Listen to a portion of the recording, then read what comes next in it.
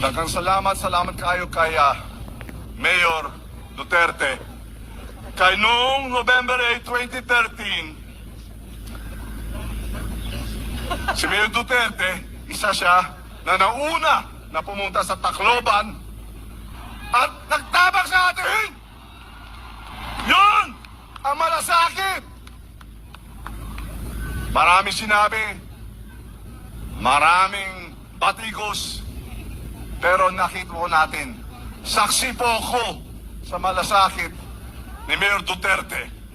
Kaya po, hindi ko talaga matatanggihan o